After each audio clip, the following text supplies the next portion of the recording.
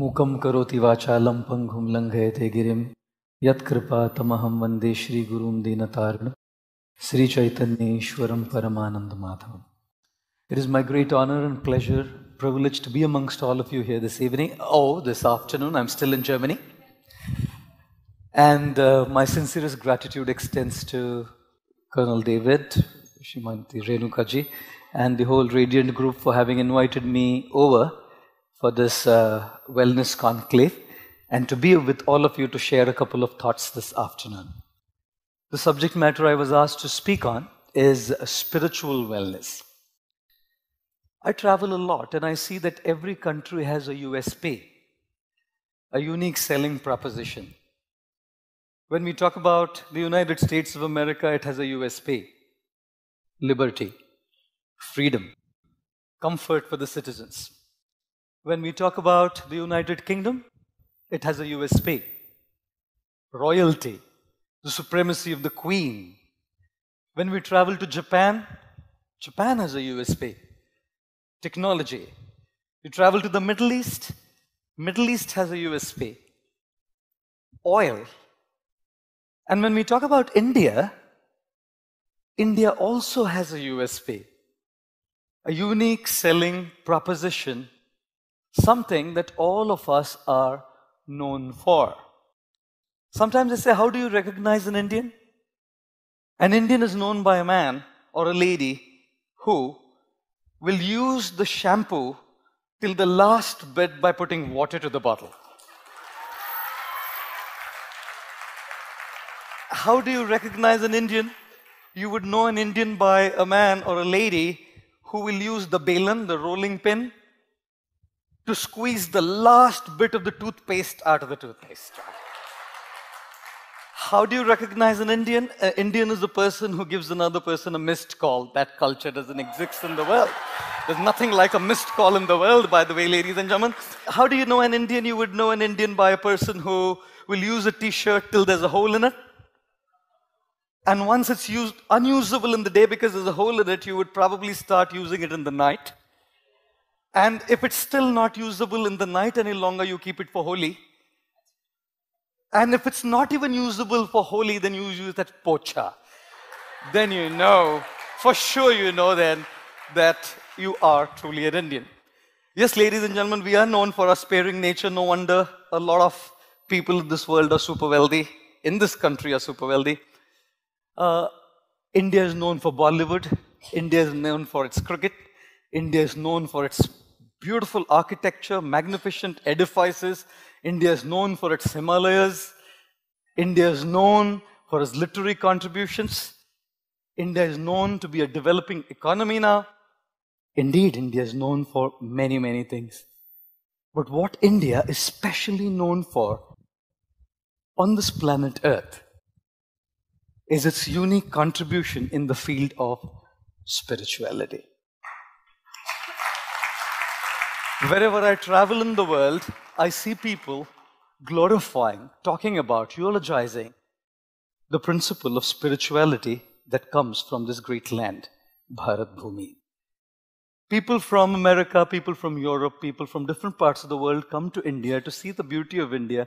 But if you go to Rishikesh, you go to the Himalayas, there's a lot of people out there who are coming here to learn spirituality, who are coming here to learn yoga, who are coming here to learn the inner engineering, the inner ecology of life. Of course, when we talk about wellness, how can we neglect the principle of spiritual wellness? This afternoon, I thought I would share with you an analogy that one of my spiritual mentors, His Holiness Sachinandan Swami, who's a German by birth, once told me. It's a beautiful analogy. It's called the tree of life. Whenever we look at a beautiful tree, one of the most essential parts of the tree is its roots. A tree has three aspects to it, essentially. One is the roots, the second is the trunk, and third is the crown of the tree. And when we talk about the roots, a healthy tree has healthy roots. The deeper the roots, the stronger the roots, the tree stands strong in storms, cyclones, hurricanes, and tornadoes. And the roots are not seen to our eyes. Ladies and gentlemen, those roots are compared to our spirituality. Our achievements are seen to people, our gadgets are seen to people, our money is seen to people, our accolades are seen to people, our charisma is seen to people, our success is seen to people. What's not seen to the eyes of the people is our roots, our spiritual development.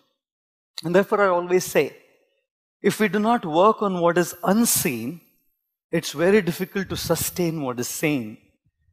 One of my friends in Mumbai, he purchased a very slick Lamborghini. He's a wealthy guy. He purchased a very slick, posh yellow Lamborghini. He's a Gujarati. So he called me from the showroom and he said to me, Swami ji, Hindi mein bole wo, Swami ji, aap pagla karenge? I said to him, bhai, duniya pagli hai. Ab aur kisko pagla karenge? He said, nahi, nahi. In Gujarati, pagla means, will you kindly touch your feet to my car? Pagla. Ghar ka pagla karenge, gaadi ka pagla karenge, office ka pagla karenge, which basically meant, will you bless my car? I said to him, bhai, Lamborghini hai. Kyun nahi karenge pagla? साधुओं को कब Lamborghini का पगला करने मिलेगा? I said, please come along, you know. The gentleman drove to where I lived and he said to me, well, we'll go for about a 15 minutes drive. I said, fair. Let's go. We started off. As we were driving, I was in the passenger seat, the guy in the driver's seat. The car halted at a traffic light and there was another guy right next. He kind of turned around and he saw this slick, yellow, posh Lamborghini in Mumbai, a rare sight to see, and his eyes went big. Wow!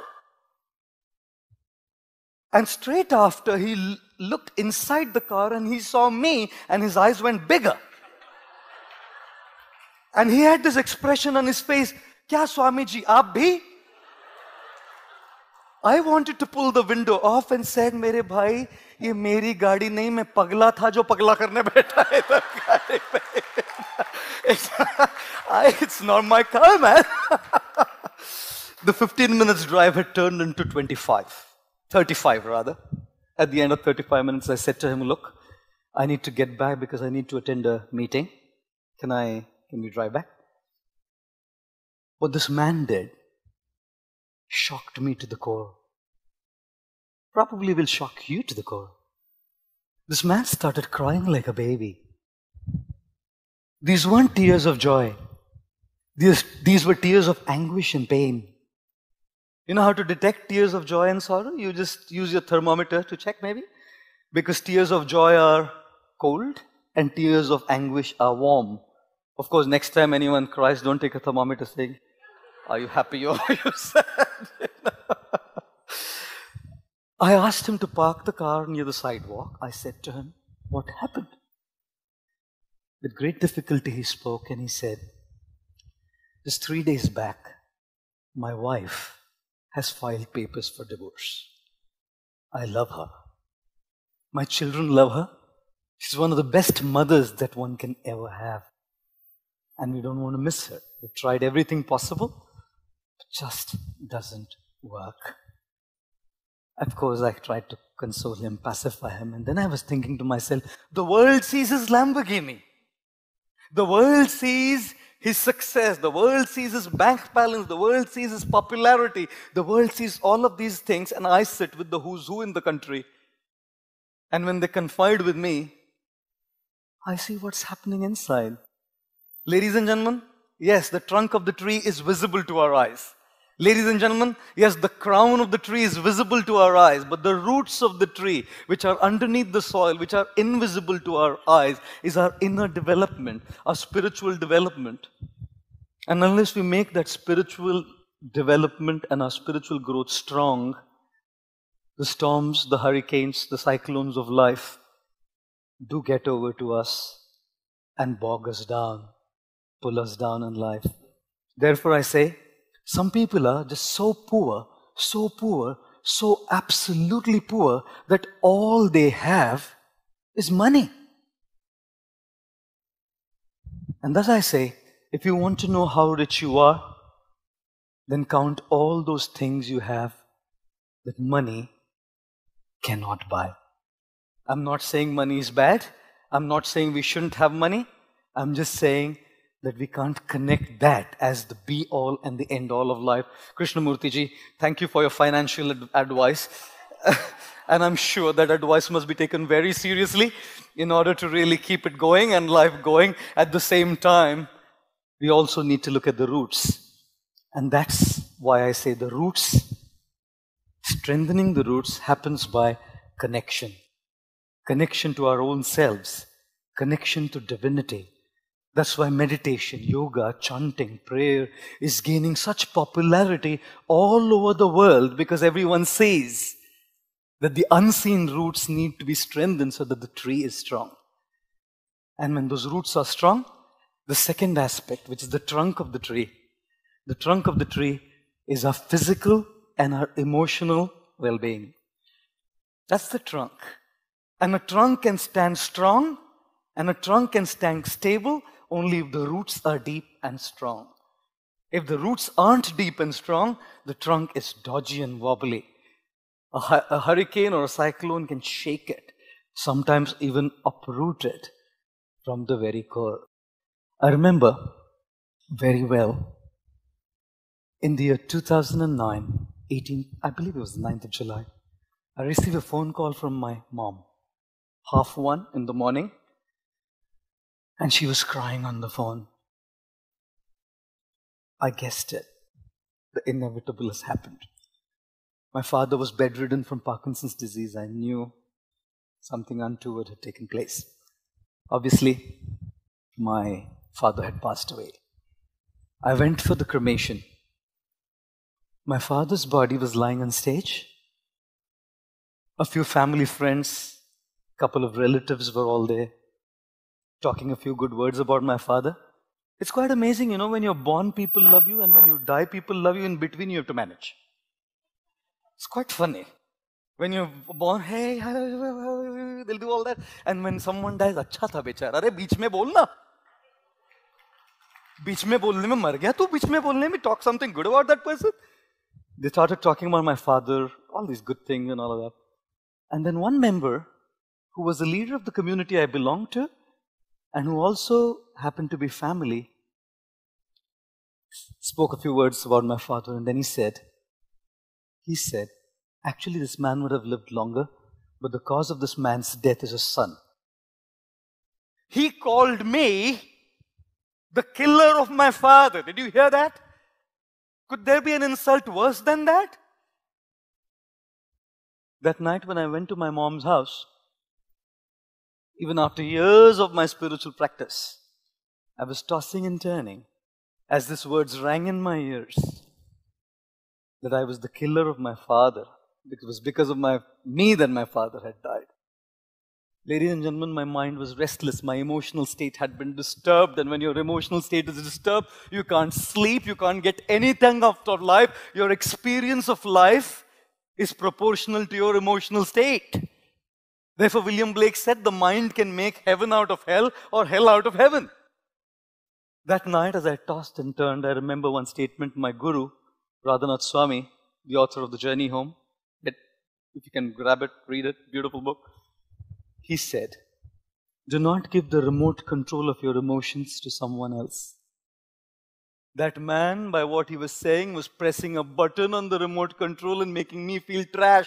I depend on you to say that your talk was great and feel good, and I depend on you to say that my talk was bad and I feel trash. That means I've given the remote control to you. I feel good because you make me feel good. I feel bad because you make me feel bad. And how shallow is life that I don't have the guts to take the control of my emotions in my own hands. Ladies and gentlemen, we have to learn how to take the control of our feelings in our own hand. I will not allow any damned person under the sun to make me feel good or bad by what he or she says. If they say good, fine, that's good. Appreciation, nice, I'm happy with it. And even if they trash me, fine, it's their opinion. It's the way they think.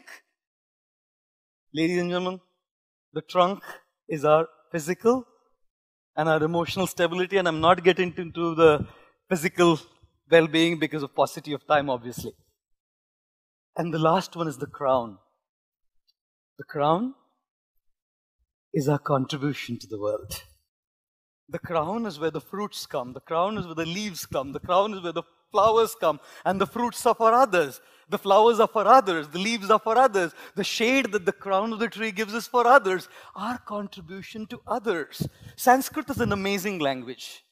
Because in Sanskrit, if you want to call someone an ass or a donkey, you call him Vaishakhanandan. Now next time if you want to call someone a donkey, say, hey Vaishakhanandan, God, he'll think you're composing a poetry on him, I must tell you. I must tell you, you know. And Sanskrit is amazing because in Sanskrit, ice cream is called Dugdha Sharkara Yukta Hima Ghanagola Gattu.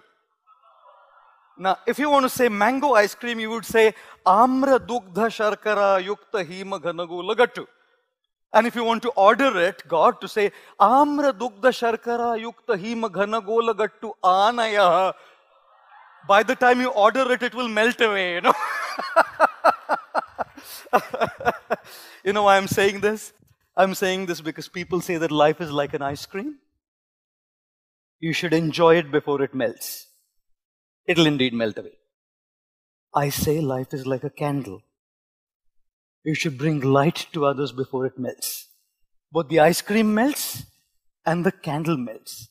But the ideology behind the ice cream is selfish enjoyment, and the ideology behind the candle is selfless contribution, selfless service to others. And each of us, in our own ways, must learn how to contribute like the crown of the tree. I must end with this little thing that I want to say. This last one point I would like to mention is this. If you have ever been on a flight, the members of the cabin crew will come there and say, ladies and gentlemen, this is a seat belt, I know. This you have buckle it, I know. I know some pilots are sitting here, I must apologize. You know, if there be a lack of oxygen supply in the cabin, oxygen masks will drop from the cabin above your heads. Secure your mask properly and breathe normally. Make sure your oxygen mask is secured properly before you help others. God, I thought this is the height of selfishness. But if you don't keep yourself in place, you can't help others. If you don't have resources, you can't share your resources. If you don't feel love, you can't share love. If you don't feel hope, you can't give hope. If you don't feel uplifted, you can't uplift others. Therefore, be selfish first. Care for your roots. Care for your trunk. Because only when your roots and trunk are in place, then the crown can give others. How many of you like to look beautiful? Any of you like to look handsome? Those who are not raising their hands think they're already good looking. Anyway, that's another story of it. One lady came to class, teacher came to class and wrote on the whiteboard, I am beautiful. Which tense is it? The student says, past tense, madam. You know. Our late president, Shri Abdul Kalam ji, said a very nice thing which left a deep mark on me. He said, if you really want to look handsome, give your hand to some, and you will automatically look handsome. Because handsomeness is not about beauty and looks, it's about how we contribute to people. I conclude by saying, if you are beautiful, it's God's gift to you. If you live your life beautiful, it's your gift to God. And therefore, the tree of life is about three things. Roots, unseen to the world. Deepen them by connection to the divine, connection to God, your spiritual practice, your meditation, your prayer. The trunk, which is about cultivation of emotional and physical wellness, emotional stability. Do not allow others to remote control you. And three, the crown is about contribution, giving, returning back, a sense of purpose. Because the purpose of life is a life of purpose. And thus the tree of life teaches us three things. Connection, cultivation, and contribution. Ladies and gentlemen, I wish to thank all of you very, very much for your kind attention. Thank you very much.